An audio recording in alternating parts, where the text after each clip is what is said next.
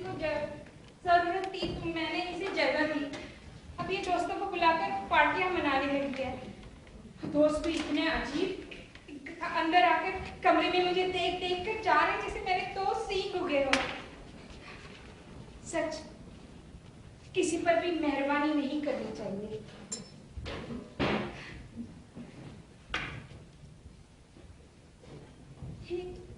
अचानक सब लोग नीचे चले गए। मैं भी चली गई उनके पीछे पीछे देखने की क्या हो रहा है। ये कोई पालकी ले जाने की तैयारी कर रहे थे। तब मेरी समझ में आया ये भारती के दोस्त नहीं बल्कि गली के गणेशोत्सव मंडल के सदस्य हैं, जो किसी तरह का जुलूस निकालने के लिए मेरे घर का इस्तेमाल कर रहे हैं। इसकी इजाजत जरूर गोविंद जी ने ही दी है। हाँ, मंडल का एक सदस्य मुझसे मिलने आया। उसे देखकर तो लग रहा था जैसे बहुत रोया हो। मैंने उससे उसका नाम पूछा। उसने कहा प्रसाद। आश्चर्य है, मेरे भतीजे का नाम भी प्रसाद है, मतलब मेरी बहन सुनीता के बेटे का। मैंने उसे ये बात बताई तो वो कुछ अजीब सा हंसा और हताश होकर गर्दन हिलाई। तो मुझे बहुत अच्छा लगा। मैं पूछने वाली थी, क्या तुम मेरे साथ खाना खाने आओगी? इतने में सबने हल्ला गुल्ला मचाया और कुछ घोषणा किया।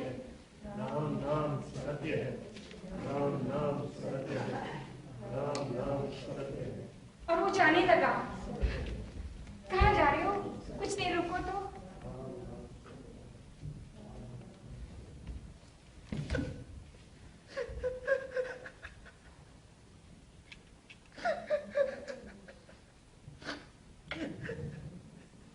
नाना जी गुजर गए। चिंता मत करो, सब ठीक हो जाएगा। अब इसके नाना जी गुजर गए हैं ये तो बुरा ही हुआ, पर उसके लिए मैं क्या करूं? ये भारती कहीं दिखाई नहीं दे रही है। कहाँ चली गई है भारती? है ये भारती का वो दोस्त होगा जिससे उसका ब्रेकअप हो गया था और उसे मनाने के लिए दोबारा यहाँ आया होगा। इन सब बातों से मैं बहुत तनाव महसूस कर रही हूँ। मन करता है कि मैं सो जाऊं। थोड़ी देर सो लेती हूँ।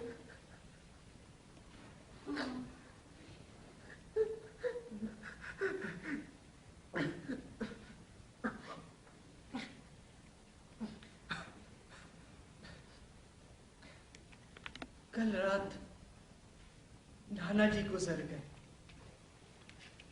सोफे पर बैठे टीवी देखते देखते उन्हें अटैक आ गया। वो तो अच्छा था कि भारती घर पर थी, उसने फटाफट सभी को फोन कर दी। बड़ी माँ सारा समय उन्हीं के पास बैठी हुई थी और चुपचाप देख रही थी।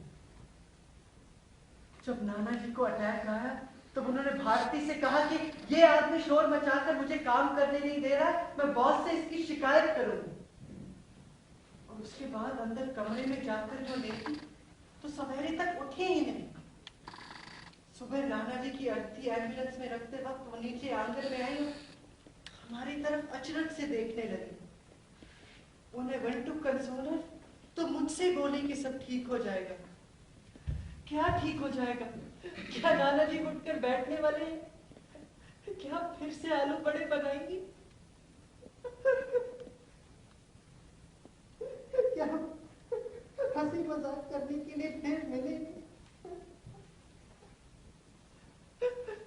क्या सब कुछ पहले जैसे हो जाएगा? Will it ever happen?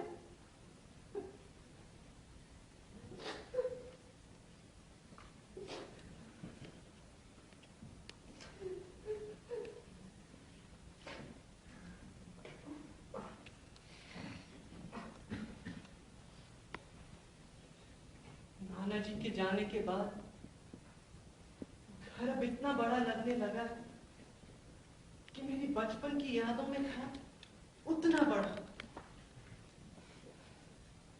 इस बीच मेरी एग्जाम नजदीक आ गई है। मैं उसकी तैयारी कैसे करूं?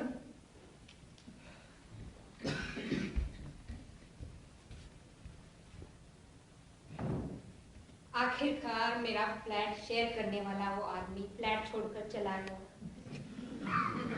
पर भारती को मेरे कमरे में सोने की इतनी आदत हो गई थी कि वो उस रूम में शिफ्ट ही नहीं हुई। पर मुझे उस आदमी पर बहुत गुस्सा है, बिना कुछ बताए ही चला गया।